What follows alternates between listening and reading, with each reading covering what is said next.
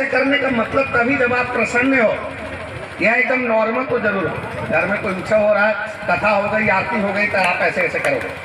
खूब मस्ती है तब आप ऐसे ऐसे करोगे। हाँ, ऐसे ऐसे नहीं होगा तो इसका मतलब ऐसे ऐसे चल रहा है।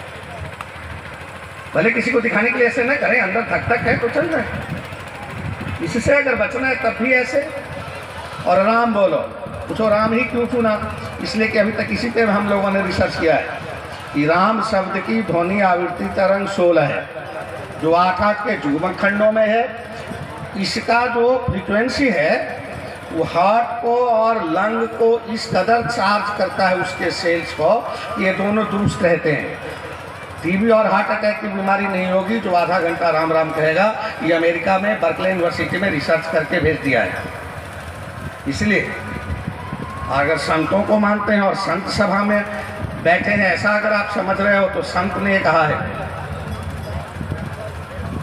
कि भाव कुभाव अनख आलस्य हूँ, भाव कुभाव अनख आलस्य हूँ, राम जपत मंगल दीशी दसम।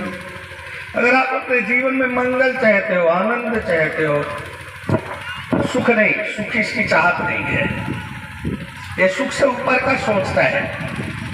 ये कहता है कि एसी लगाओगे तो पसीना सूख जाएगा, शरीर को ठंडक और आराम महसूस होगा, लेकिन कहीं मन में बेचैनी है तो आपने कई लोगों को देखा होगा वेंटिलेटर पे है, पसीने से तरबतर है। जहाँ हम लोगों को 10 मिनट खड़ा रहने पर शायद जाड़ा लगने लगेगा, उतना फास्ट कूलिंग में भी वो आदमी पसीने में है।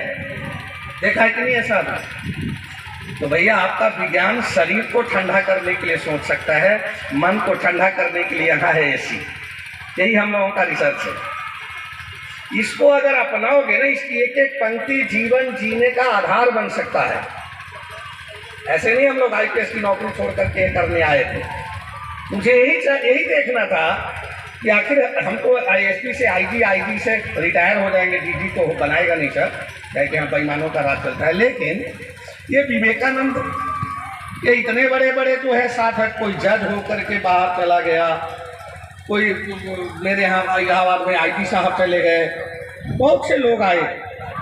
तो मुझे लगा कि ये सारे लोग इधर आते हैं, लेकिन हम लोग तो नौकरी है। बुद्ध क्यों आए?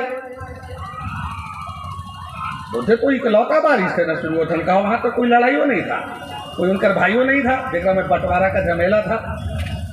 औरत भी सुंदर थी, चेहरे से भी सुंदर नहीं थी बुद्ध की पत्नी, चरित्र की भी सुंदर थी। बोलो, जिसका एक दिन का लड़का है, अभी अभी कल आया है, और आज उसका बाप आधी रात में छोड़ करके माँ को और बेटे को जा रहा है,